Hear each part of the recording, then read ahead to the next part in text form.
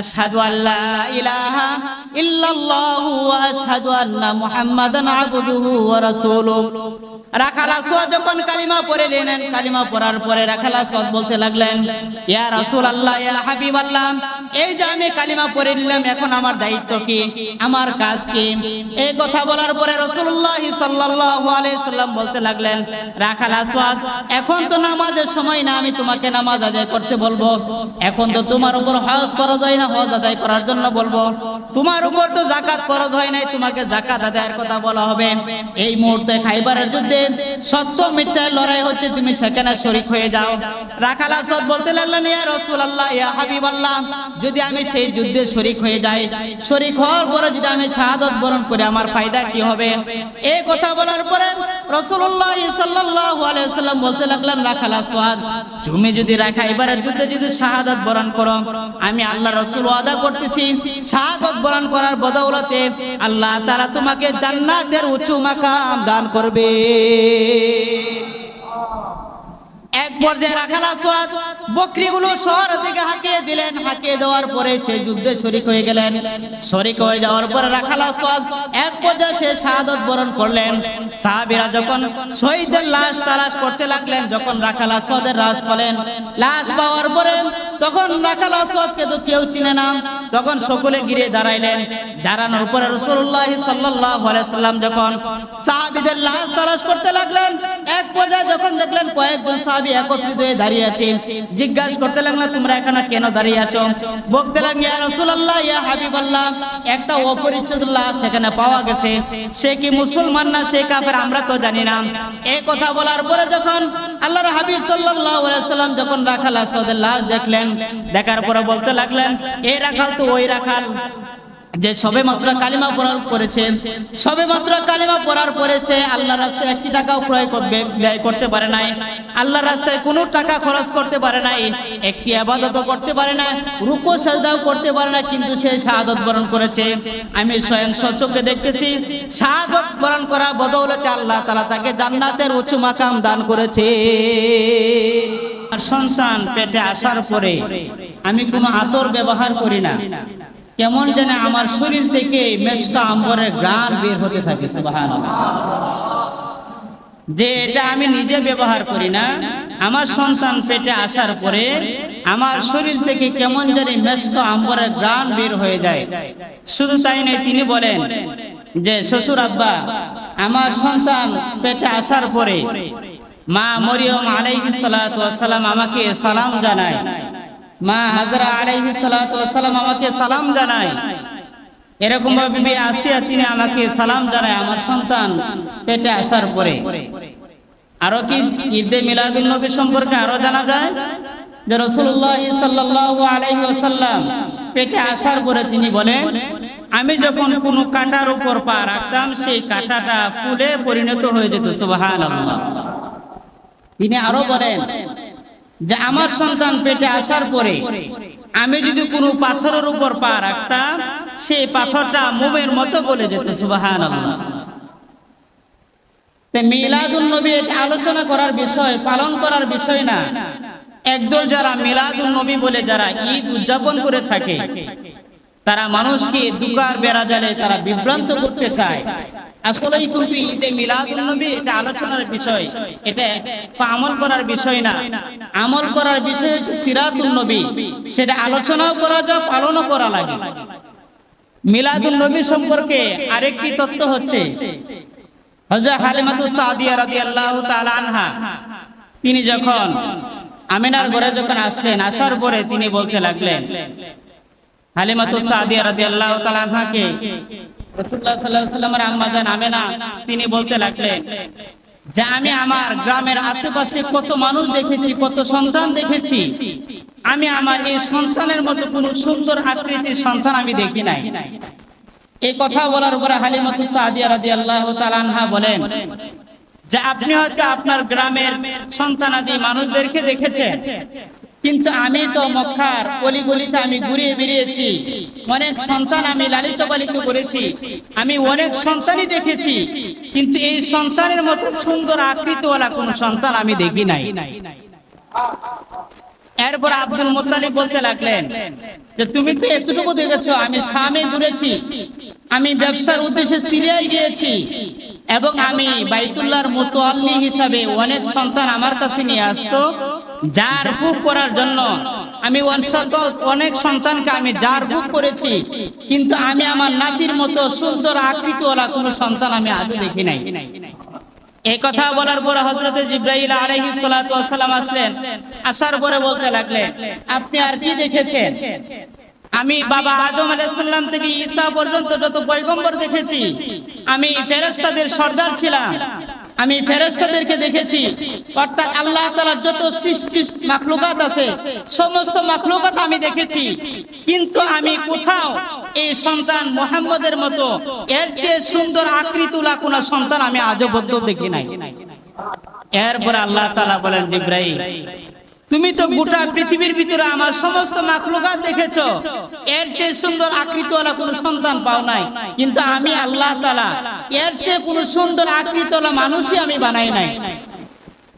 তো এই জন্য আমার আলোচনার দ্বারা বোঝা যায় যে ঈদে মিলাদুন নবী এটা আলোচনার বিষয়, আলোচনার দ্বারা নফল ইবাদতের সওয়াব পাওয়া যায়, এটা আমল করা যায় না। আর সিরাতুন নবী এটা আলোচনাও করা যায়, এটা আমলও করা যায়, আমল করার দরকার, শুধু আলোচনার দ্বারা সীমাবদ্ধ না। তো এই জন্য রাসূলুল্লাহ সাল্লাল্লাহু আলাইহি ওয়াসাল্লামের 63 বছরের জিন্দেগিকে 3টা অধ্যায়ে বিভক্ত করেছেন। এক নাম্বার হচ্ছে জন্মের পর থেকে 40 বছর, এটা প্রথম নাম্বার অধ্যায়। 40 বছর থেকে 53 বছর পর্যন্ত 13 বছরের দ্বিতীয়টাকে বলা দ্বিতীয় নাম্বার অধ্যায়। 53 থেকে 63 পর্যন্ত 10 বছরের জিন্দেগিকে তৃতীয় নাম্বার অধ্যায় বলা হয়। এখন আসেন প্রথম নাম্বার অধ্যায়। জন্মের পর থেকে 40 বছর বয়স পর্যন্ত তিনি মক্কার অলিতে গলিতে প্রত্যেকটা মানুষের কাছে তিনি আল আমিন বলে তিনি পরিচিতি লাভ করেছেন। সবাই তাকে বিশ্বাসী বলে স্বীকার করত, আল আমিন বলে তাকে উপাধি দিয়েছিল।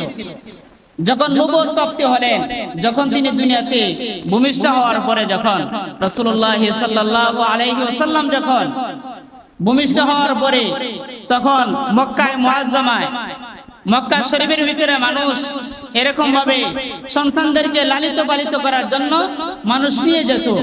তো রাসূলুল্লাহ সাল্লাল্লাহু আলাইহি ওয়াসাল্লাম ভূমিষ্ঠ হওয়ার পরে যেহেতু বাবা নাই, এতিম সন্তান, তো সবাই এসে জনাদনের যে সন্তানগুলো আছে সবাইকে নিয়ে গেছে, কিন্তু আমাদের নবী আকায়ে নামদার তাজদার মদিনা আহমদ মুস্তাফা মুহাম্মদ মুস্তাফা জনাবে রাসূলুল্লাহ সাল্লাল্লাহু আলাইহি ওয়াসাল্লামকে কেউ নেন নাই। হালিমাতুস সাদিয়া রাদিয়াল্লাহু তাআলা আনহা উনি ওনার স্বামীকে নিয়ে যখন মক্কায় যখন আসলেন, আসার পরে দেখে মক্কায় কোনো আর সন্তান বাকি নাই, শুধু মুহাম্মদই বাকি আছে। যখন আসলেন, আসার পরে ওনার স্বামীকে বলতে লাগলেন যে আমার স্বামী, এত কষ্ট করে আসলাম, কোনো সন্তান তো নাই, তো খালি হাতে ফিরত যাওয়া যাবে না।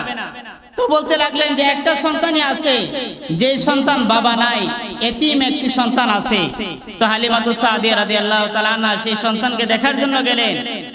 যাওয়ার পরে মুহাম্মদুর রাসূলুল্লাহ সাল্লাল্লাহু আলাইহি ওয়াসাল্লামকে যখন এক নজর দৃষ্টিপাত করলেন, দৃষ্টিপাত করার পরে হালিমাতুস সাদিয়া রাদিয়াল্লাহু তাআলা আনহা বলতে লাগলেন, আমি যখন প্রথমবার দেখলাম, দেখার পরে এই সন্তানের প্রতি আমার এমন এক মায়া উদ্রেক হলো যা আমি মনে হয় ইতিপূর্বে এমন সুন্দর আকৃতিওয়ালা কোনো সন্তান আমি দেখি নাই। যে আমি এই সন্তানকে দেখার পরে আমার অনুভব হলো যে এমন সুন্দর আকৃতিওয়ালা সন্তান আর মনে পৃথিবীতে একটাও নাই। তো উনি ওনার স্বামীকে বলতে লাগলেন, ও আমার স্বামী, যে আমি আর খালি হাতে ফেরত যেতে চাই না, আমি এই সন্তানকে আমি নিয়ে তাইফে চলে যাব। এই কথা বলার পরে হালিমাতুস সাদিয়া রাদিয়াল্লাহু তাআলা আনহা ওনার স্বামীকে প্রস্তাব দিলেন। প্রস্তাব দেওয়ার পরে ওনার স্বামী কি করলেন, রাজি হয়ে গেলেন। রাজি হয়ে যাওয়ার পরে স্বামীকে বলতে লাগলেন, ও আমার স্বামী, যে এই সন্তানকে আমরা কখনো রেখে যাব না। তা হালিমাতুস সাদিয়া রাদিয়াল্লাহু তাআলা আনহা বলে, যখন আমি এই সন্তানকে যখন কোলে ধারণ করলাম, ইতিপূর্বে আমার শরীর এত পরিমাণ দুর্বল ছিল, হাঁটার মতো শক্তি আমার ছিল না। এই সন্তানকে যখন আমি কোলে ধারণ করলাম, অটোমেটিক আমার শরীরের ভিতরে শক্তি সঞ্চার হয়ে গেল। হালিমাতু সাদিয়া রাদিয়াল্লাহু তাআলা আনহা বলেন, আমি যখন মক্কায় রওনা হলাম, মক্কায় রওনা হওয়ার সময় আমার বাহনটা এত পরিমাণ দুর্বল ছিল, যার কারণে আমি সবার সাথে একত্রিত আমি আসতে পারিনি, আমি সবার পিছনে ছিলাম। কিন্তু যখন আমি সন্তান মুহাম্মদ সাল্লাল্লাহু আলাইহি ওয়াসাল্লামকে যখন নিয়ে গেলাম, যখন মুহাম্মদকে যখন আমি আমার বাহনে চড়ালাম, চড়ানোর পরে আমার বাহনটা এত পরিমাণ তাজা হয়ে গেল, যা আমার সাথীরা যারা আগে চলে গেছিল, আমার বাহনটা এত পরিমাণ দ্রুতগামী হলো, ইতিপূর্বে যারা আমার আগে চলে গেল আমি তাদেরকে পিছনে রেখে আমি সবার আগে বাড়িতে চলে গেলাম। হালিমাতু সাদিয়া রাদিয়াল্লাহু তাআলা আনহা বলেন, আমি যখন মুহাম্মদ সাল্লাল্লাহু আলাইহি সাল্লামকে যখন আমি আমার কুলে ধারণ করলাম, কুলে ধারণ করা অবস্থায় তার কপাল থেকে একটি নূর দেখতে পেলাম, যে নূরটা সরাসরি আসমানের দিকে চলে গেল। যে নূরটা দেখার পরে আমি অনুভব করতে লাগলাম, এটা দুনিয়ার কোনো ব্যক্তি হতে পারে না, এই সন্তানটা হইতে পারে এক সময় আখেরি নবী হবে। এই সন্তানকে যখন আমি বাড়িতে নিয়ে গেলাম, নিয়ে যাওয়ার পরে হালিমাতু সাদিয়া রাদিয়াল্লাহু তাআলা আনহা বলেন, আমার স্তনের ভিতরে কোনো দুধ ছিল না, যারা বাড়িতে নিয়ে গেলাম, নিয়ে যাওয়ার পরে আমার আরেকটি সন্তান ছিল, কিন্তু কোনোদিন মুহাম্মদ ডান স্তনের দুধ ব্যতীত বাম স্তনের দুধ সে পান করে নাই। এত পরিমাণ ইনসাফগার ছিলেন, যা আমার আরেকটি সন্তান ছিল, সে অনাহারের কারণে সে কান্নাকাটি করত, কিন্তু আমি এই শিশুকে নিয়ে যাওয়ার পরে সে কোনোদিন তার ভাইয়ের হককে হরণ করে নাই, কোনদিন সে তার ভাইয়ের হককে নষ্ট করে নাই, সে তার নির্ধারিত স্তনের দুধ সে শুধু পান করে। মুহাম্মদ সাল্লাল্লাহু আলাইহি ওয়াসাল্লামকে আল্লাহ তাআলা এই দুনিয়াতে প্রেরণ করেছেন। তো এই জন্য যারা সিরাতুন নবী পালন করবে, এটা আলোচনার বিষয়, পালন করার বিষয়, কিন্তু মিলাদুন নবী আলোচনা করার বিষয় কিন্তু পালন করার বিষয় না। তো এই জন্য যারা সিরাতুন নবী পালন করবে না, তারা আল্লাহ তাআলার কাছে জবাবদিহিতা করা লাগবে। মিলাদুন নবী যারা পালন করে, সিরাতুন নবীকে পালন করে না, কিন্তু যারা মিলাদুন নবী পালন করে, তাদের অবস্থাটা দিয়ে এমন হয় যেমন মিলাদুন নবীতে খুশি হয়েছিলেন আবু লাহাব। রাসূলুল্লাহ সাল্লাল্লাহু আলাইহি ওয়াসাল্লাম যখন দুনিয়াতে আগমন করেছেন, এই সংবাদ যখন দাসী সুহাইবা যখন আবু লাহাবের কাছে সংবাদ দিয়ে দিলেন, দৌড়িয়ে যখন সংবাদ দিলেন যে এই দুনিয়াতে আপনার বাতিজা আগমন করেছে, এই সংবাদ সাথে শোনার সাথে সাথে আবু লাহাব তার দাসীকে আজাদ করে দিলেন।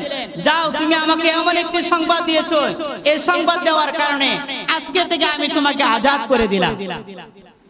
কিন্তু আবু লাহাব তো রাসূলের জন্মের সংবাদ শুনে সে কিন্তু খুশি হয়েছিল, কিন্তু সে সিরাতকে সে মানে নাই।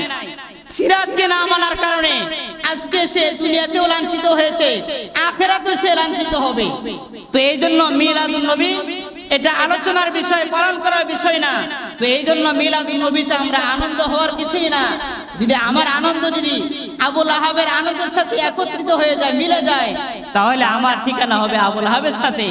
আর যদি আমি মিলাদুন নবী আলোচনার পাশাপাশি যদি আমি সিরাতকে যদি আঁকড়িয়ে ধরতে পারি, তাহলে আমার জীবন সার্থক হবে, দুনিয়াতেও আমি কামিয়াব হব, আখিরাতেও আমি কামিয়াবি হব।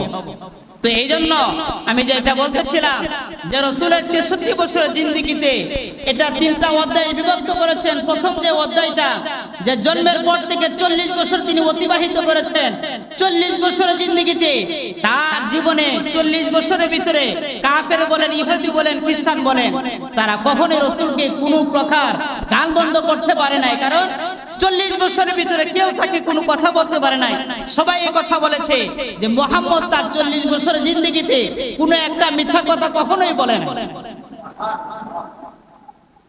40 বছরের পরে যখন নবুয়ত প্রাপ্তি হলেন, নবুয়ত প্রাপ্তির পরে তখন আর বংশের লোকেরা মুহাম্মদ সাল্লাল্লাহু আলাইহি সাল্লামকে মানতে কিছুটা অস্বীকার করলেন। সকলে মানতে চান নাই, সকলে মানতে চান নাই, কিন্তু যারা মেনেছে তারা কামিয়াব হয়েছে। সিদ্দিক আকবর রাদিয়াল্লাহু তাআলা আনহু, উমর ফারুক রাদিয়াল্লাহু তাআলা আনহু, হযরত আলী রাদিয়াল্লাহু তাআলা আনহু, হযরত ওসমান গনি রাদিয়াল্লাহু তাআলা আনহু, তারা মিলাদ তারা শুনেছে, কিন্তু সিরাত তারা পালন করেছে।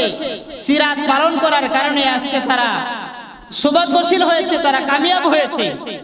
রাসূলুল্লাহ সাল্লাল্লাহু আলাইহি সাল্লাম দুনিয়াতে আগমন করার পরে যখন 5 থেকে 6 বছর বয়স যখন হয়েছে, ওনার মা আমিনার সাথে তিনি বাবার কবর জিয়ারত করার জন্য যাবে। স্বাভাবিকভাবে সন্তানদের একটা আকাঙ্ক্ষা থাকে, যখন জন্মের পরে যখন যিনি বাবাকে দেখেন নাই, কলিজার ভিতরে এমনিতে কষ্ট, খেলাধুলার জন্য যখন মাঠে যায়, প্রত্যেকটা সন্তান তার বাবা সন্তানকে নেওয়ার জন্য আসে।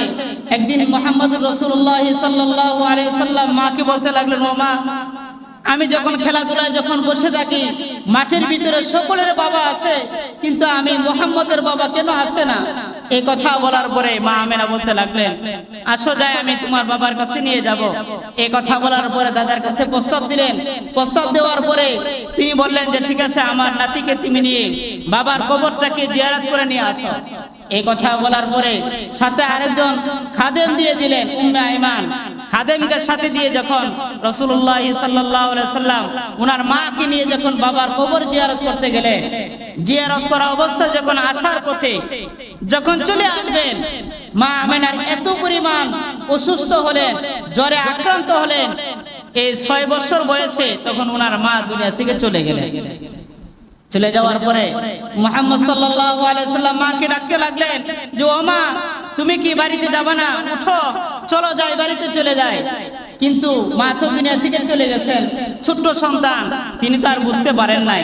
তো ওনার সাথে যিনি গেছেন, উনি মুহাম্মদ সাল্লাল্লাহু আলাইহি সাল্লামকে নিয়ে দাফন করে যখন বাড়িতে চলে গেলেন, যাওয়ার পথে দাদা আব্দুল মুত্তালিব বলতে লাগলেন যে, আমি তো কবর জিয়ারত করার জন্য 3 জনকে পাঠাইলাম, এখন দেখি 2 জন আসতেছে, বাকি একজন মনে হয় আর আসবে না।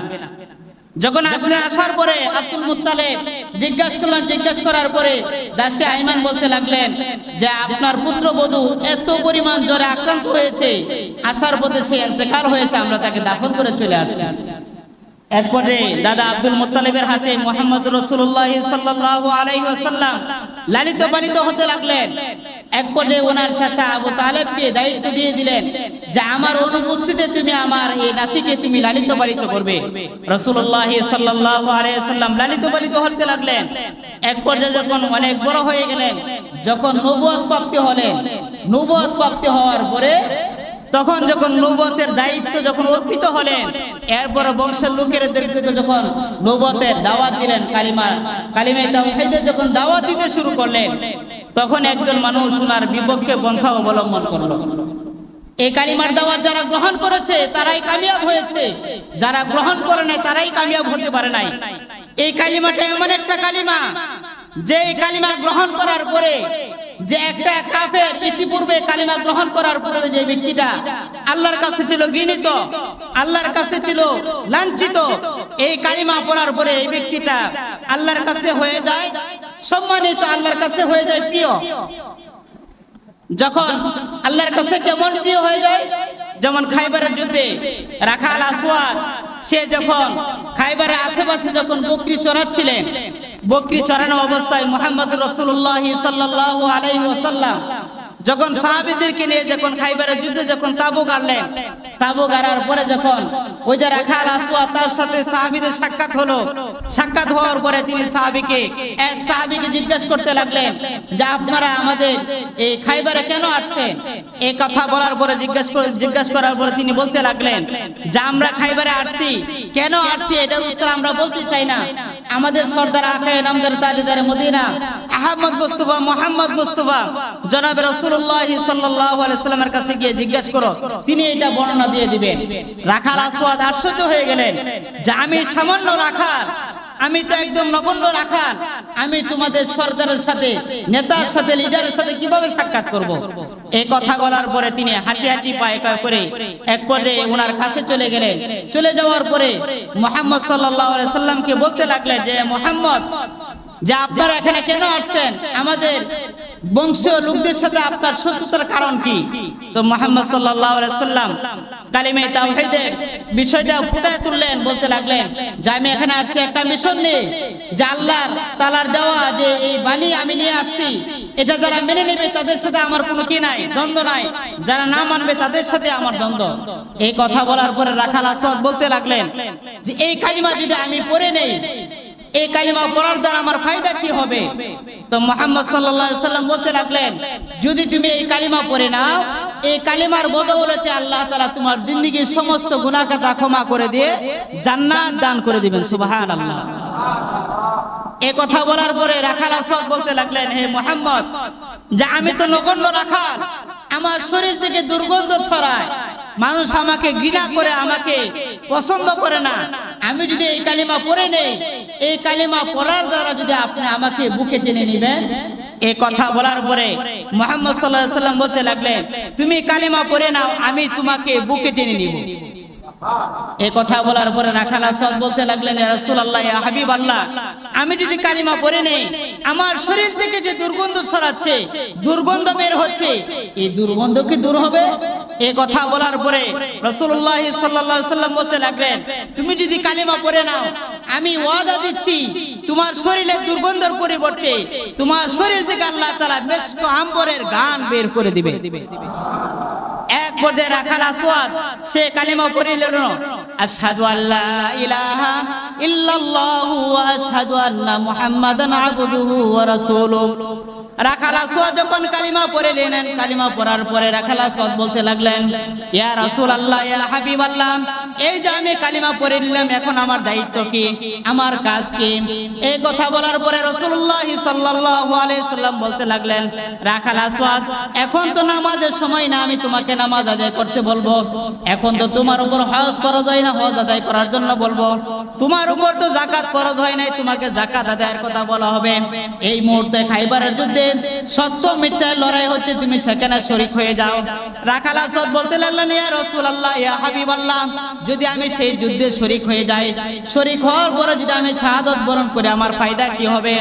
এই কথা বলার পরে রাসূলুল্লাহ সাল্লাল্লাহু আলাইহি ওয়াসাল্লাম বলতে লাগলেন, রাখাল আসওয়াদ, তুমি যদি খাইবারের যুদ্ধে যদি শাহাদাত বরণ করো, আমি আল্লাহ রাসূল ওয়াদা করতেছি, শাহাদাত বরণ করার বদৌলতে আল্লাহ তাআলা তোমাকে জান্নাতের উঁচু মাকাম দান করবে। এক পর্যায়ে রাখাল আসওয়াদ বকরিগুলো শহর থেকে হাঁকিয়ে দিলেন। হাঁকিয়ে দেওয়ার পরে সে যুদ্ধে শরীক হয়ে গেলেন। শরীক হয়ে যাওয়ার পরে রাখাল আসওয়াদ এক পর্যায়ে সে শাহাদাত বরণ করলেন। সাহাবীরা যখন শহীদের লাশ তালাশ করতে লাগলেন, যখন রাখাল আসওয়াদের লাশ পেলেন, লাশ পাওয়ার পরে তখন রাখাল আসওয়াদকে তো কেউ চিনে না, তখন সকলে ঘিরে দাঁড়াইলেন। দাঁড়ানোর পরে রাসূলুল্লাহ সাল্লাল্লাহু আলাইহি সাল্লাম যখন সাহাবীদের লাশ তালাশ করতে লাগলেন, এক পর্যায়ে যখন দেখলেন কয়েকজন সাহাবী একত্রিত হয়ে দাঁড়িয়ে আছে, জিজ্ঞাসা করতে লাগলেন, তোমরা এখানে কেন দাঁড়িয়ে আছো? বলতে লাগলেন, ইয়া রাসূলুল্লাহ, ইয়া হাবিবাল্লাহ, একটা অপরিচিত লাশ সেখানে পাওয়া গেছে, সে কি মুসলমান না সে কাফের আমরা তো জানি না।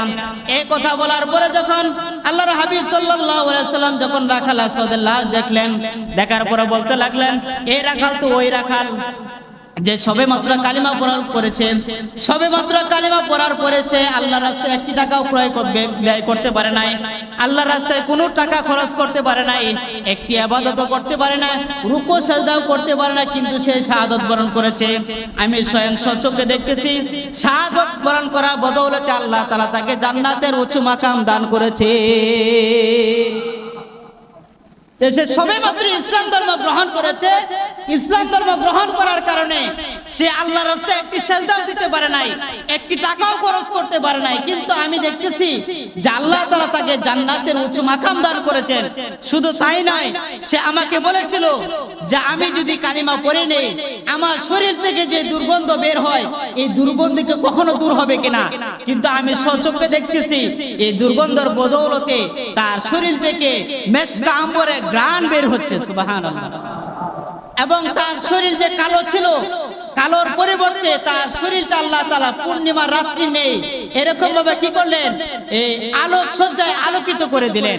তো এই জন্য এই কালিমা পড়ার দ্বারা সওয়াব আছে কিনা, কালিমা পড়ার দ্বারা এটা ফজিলত আছে কিনা, এই কালিমা যারা পড়ে নিয়েছেন তারা কামিয়াব হয়েছে।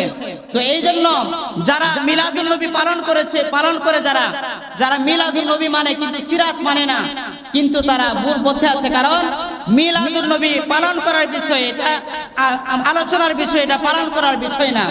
আর সিরাতুন নবী এটা আলোচনা করার বিষয়, এটা পালন করার বিষয়। তো এই জন্য আমাদের আলোচনাতে আমরা এতটুকু বুঝতে পারলাম যে রাসূলুল্লাহ সাল্লাল্লাহু আলাইহি ওয়াসাল্লামের এই 63 বছর জিন্দেগিকে 3 অধ্যায়ে বিভক্ত করেছেন। প্রথম যে 40 বছর, এই 40 বছর হচ্ছে প্রথম নাম্বার অধ্যায়। 40 বছর থেকে 53 পর্যন্ত 13 বছরের জিন্দেগিকে বলা হয় দ্বিতীয় নাম্বার অধ্যায়। 53 থেকে 63 পর্যন্ত বাকি 10 বছরের জিন্দেগিকে বলা হয় তৃতীয় নাম্বার অধ্যায়।